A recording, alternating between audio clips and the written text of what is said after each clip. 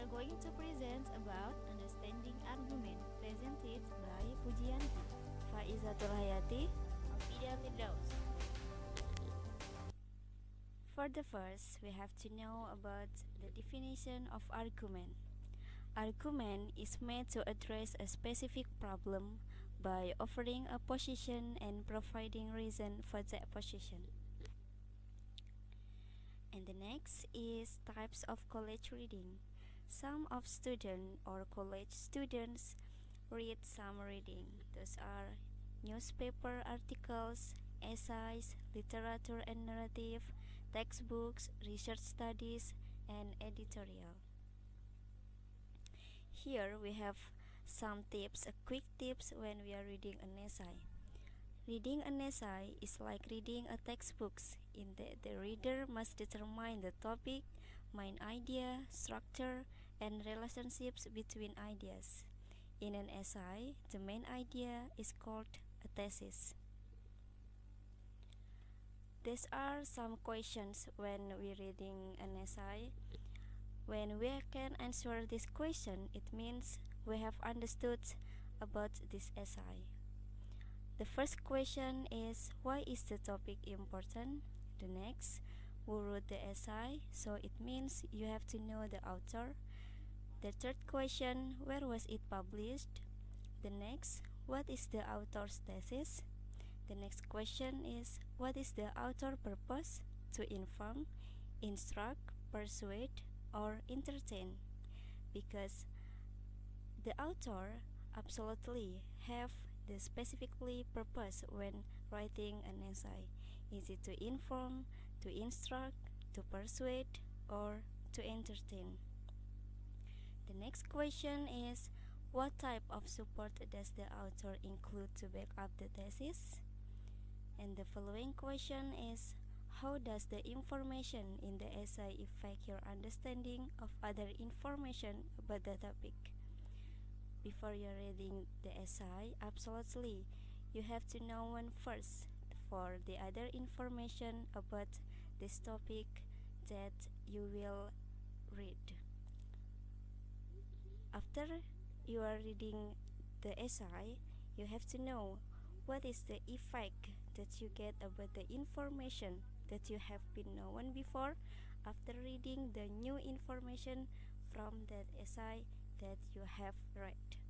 Okay, for the next question, could the essay be biased as a result of who the writer is or where the essay was published? Okay, and the next quick tips is about newspaper articles. The first question is, why is this topic important? The next question, who wrote the articles? The third question, where was it published? The next question, what is the main point or lead statement? The following question is, what type of support does the author include to back up the main point? The following question, what else has been done since this article was written, or what else have you learned about this topic? The following question, how does the information in the article affect your understanding of other information about the topic? The last question is, could the article be biased as a result of who the writer is or where it was published? This question still has some similarity with an essay questions. For the next quick tips is about reading an editorial. Reading an editorial is a commentary on an issue, usually placed in the op-ed section of a newspaper. Okay, these are the questions when you are reading the editorial. When you can answer this question, it means you have understood about your reading. The first question is, why is the topic important? The next question, who wrote the editorial? The following question, where was it published? The next question, what is the author's point of view? The following question, What type of support does the author include to back up his or her point of view? The following question is: how does the information in the editorial affect your understanding of other information about the topic? The last question: could the editorial be biased as a result of who the writer is or where the editorial was published? I repeat once more. When you can answer this question, it means you have understood about your reading.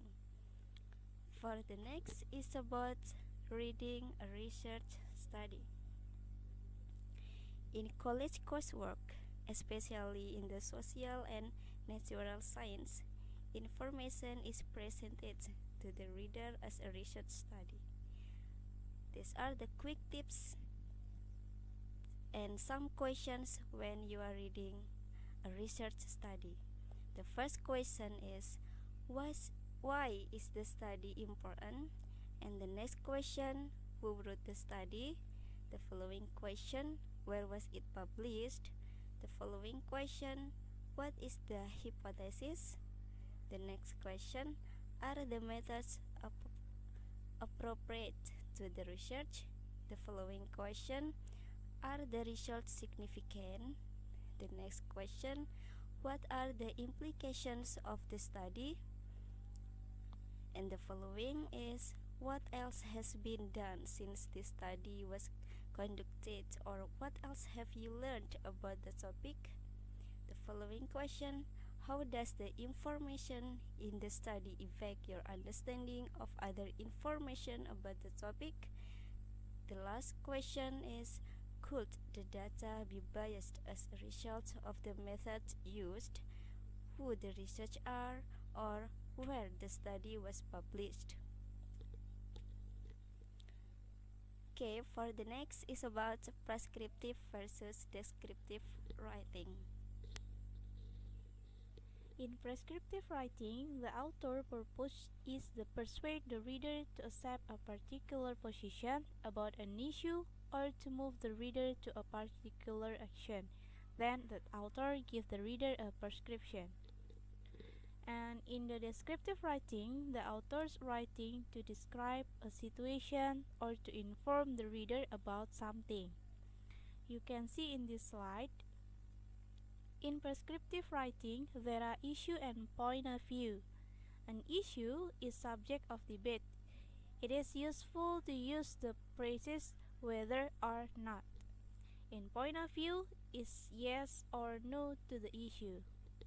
And then in descriptive writing, there are topic and main idea or thesis. The topic is who or what the author is writing about. And in the main idea or thesis is what the author's point is about the topic.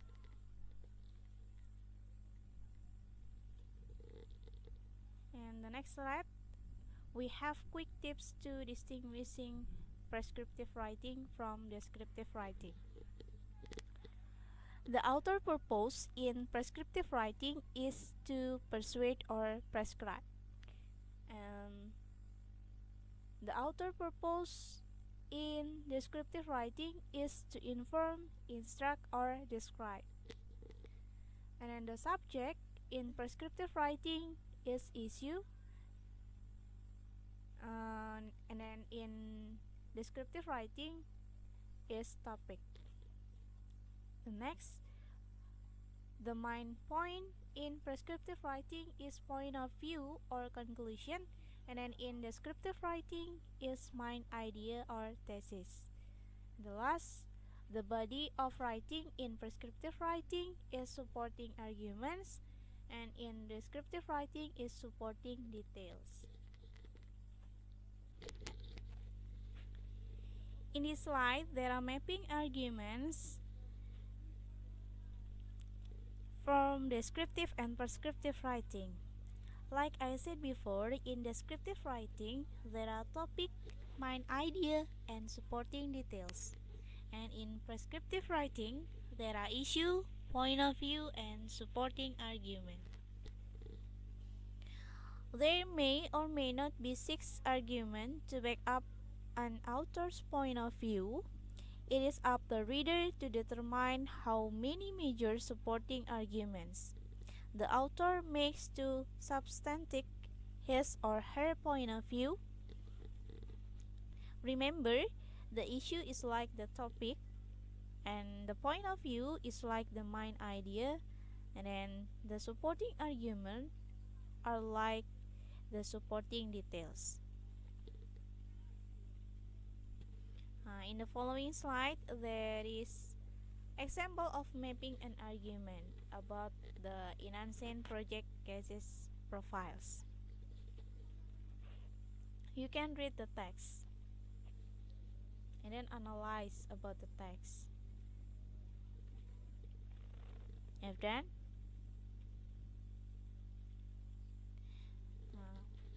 The analyze about the example before, the issue is about the enhancement project, and the author's point of view or conclusion about the issue. There are 5 supporting arguments. The first supporting argument is 15 people have been executed before being proven innocent. And the second argument is falsely accused and later exonerated. Inmates spent an average of 12 years in jail. And the third supporting argument is 70% are minorities. And then the fourth supporting argument is in 35% of the innocent project cases, the real perpetrator has been found. And the last supporting argument, exonerations have been granted in 31 states and Washington, D.C. All of these arguments directly support the conclusion that the justice system is neither fair nor reformed.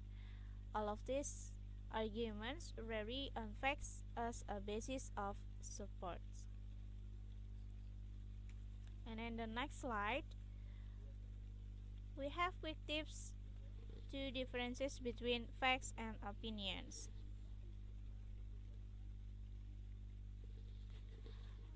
Determining the issue, point of view, and supporting argument is the first step to understanding persuasive writing.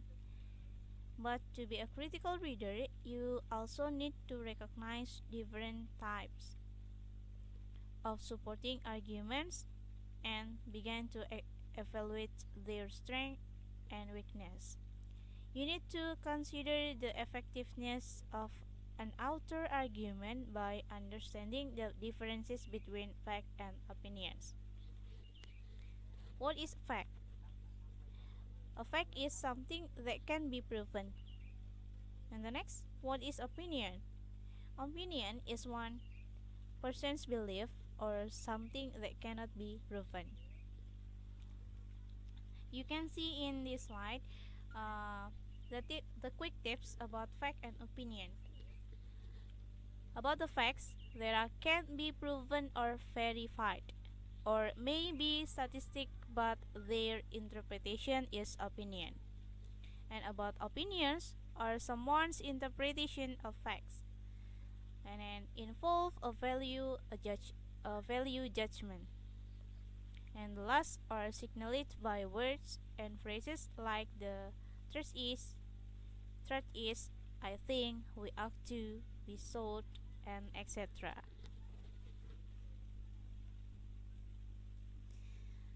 And in this slide, we have example the sentence about fact or opinions.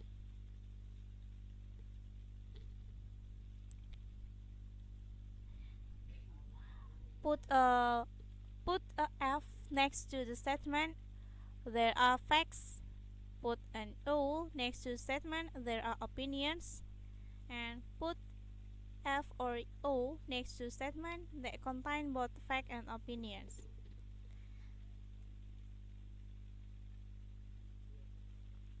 In the example, the first sentence is fact. Why? Because can be proven or verified. And the second sentence is opinion. And the third sentence is fact or opinion. And the next sentence, you can try it by yourself. Okay, here I will continue the explanation about fact and opinion. Here is about identifying the type of support for a point of view. The first is for the fact. For the fact, it consists of numbers, statistics, and variable events. For the opinion, there are reasons and examples. The first is reasons. The reasons, it consists of informed opinion, logical arguments, and the reason conclusion. For the example, there are lists in support, names, dates, events, and specific cases. And for fact or opinion, there are testimony and counter argument. The first is testimony. For the testimony, there are expert witnesses, expert opinion. And for the counter argument, there is laying out the other side's point and finding fault with them. Is the support effective? Ask the question. To know that the support is effective, so we will be able to answer this question.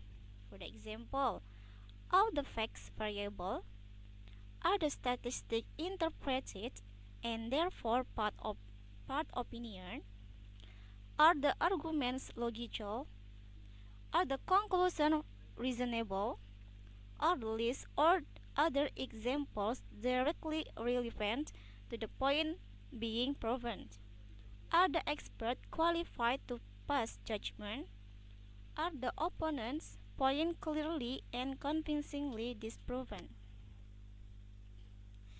Okay, here is the example for the fact and opinion. For the fact that he is free and that he was backed by the Innocent Project and had DNA testing done. Opinion that it is because of the Innocent Project that he is free. The author uses reasons to support his claim that the Innocent Project directly freed that inmate. While he may well feel this way, this is his opinion. The type of support for his claim that he is glad to be free is reasons. That the mother said this may be a fact, but her feelings are an opinion. It is the mother's testimony or direct speech that she feels her son was kidnapped.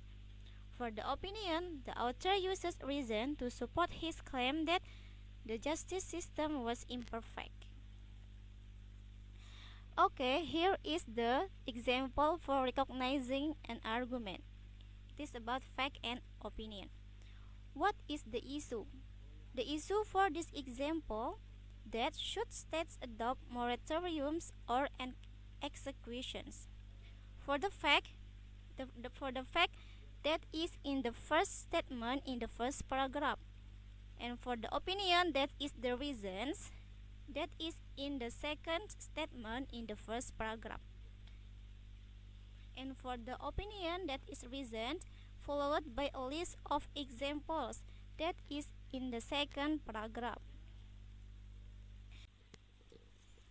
And for the opinions, that is the reason and the testimony from President, that is in the third statement in the third paragraph.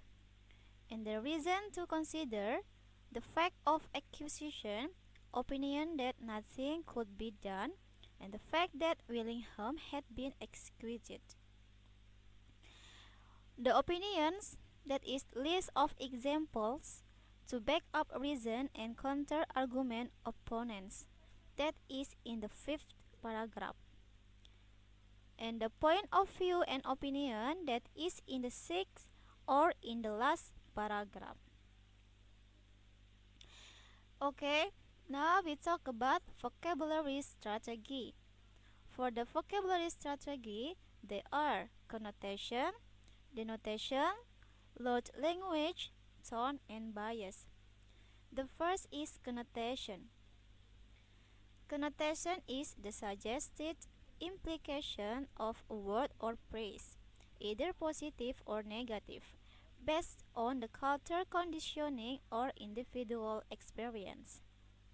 The second is denotation. Denotation is the dictionary or literature interpretation of a word without symbolic or emotional load. And the third, load language.